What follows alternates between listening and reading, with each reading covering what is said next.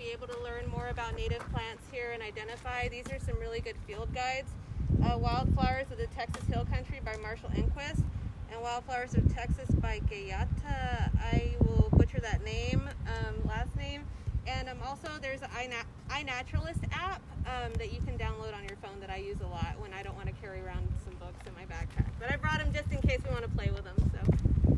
And as you can see, if you look a little bit closer, it has these clusters of flowers all about to bloom, which is just gorgeous. About April is when all of these little clusters will start opening, and they're white flowers, which then turn into green berries that turn into little orange berries that are actually edible and quite tasty. The notable thing about Anaqua is the really rough sandpapery or scabrous leaves that it has. The new leaves are a little bit less rough, but they're still pretty rough if you want to come over and try them. Again, like I mentioned last time, I've heard this, and maybe somebody else can back this up, but the native peoples here used to use them to sandpaper to smooth the shafts of their arrows, as well as to eat. So it's a very useful native tree. There's some things over there. Anything with dandelions. I mean, you can use the root or the leaf. You can make it into a vinegar, into a wine. You can even use the flowers. People do that to make jelly.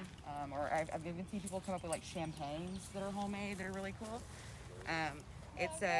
In general, people think of the root mostly as liver support. So it's a bitter plant. So it kind of stimulates all of your digestion.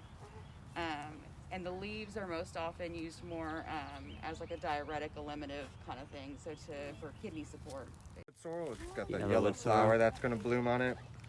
So you can eat the leaves, the stems, the little seed pods on there. So I'll pass this around if you guys want to taste the leaves, but it's in the oxalic family, and that has oxalic acid in it. And that gives it this like citrusy, like Skittles like taste to it. So you'll taste that. That tastes pretty good. You can add it with salads.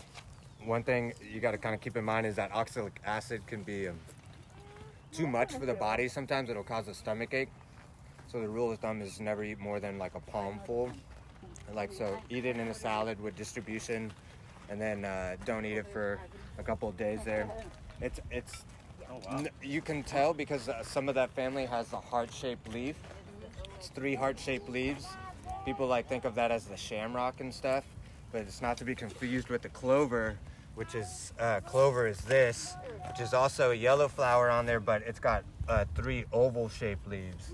So these don't make the heart enclosure on there, and that's what kind of identifies the clover.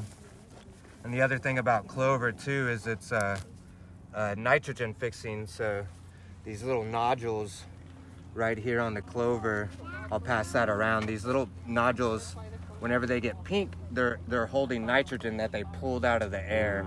And they're storing down in here. So whenever this gets mowed over before the flowers come in, it can release all that nitrogen back into the soil sometimes. So this is the cleavers, like people call it sticky weed. It sticks to you. Yeah.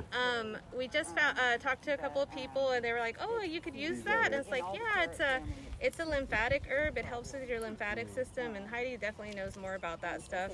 You can make teas out of it. You can eat it, fresh or raw. You can cook it. So. If you want to pull it out of your yard, do something with it and make some food. Yeah.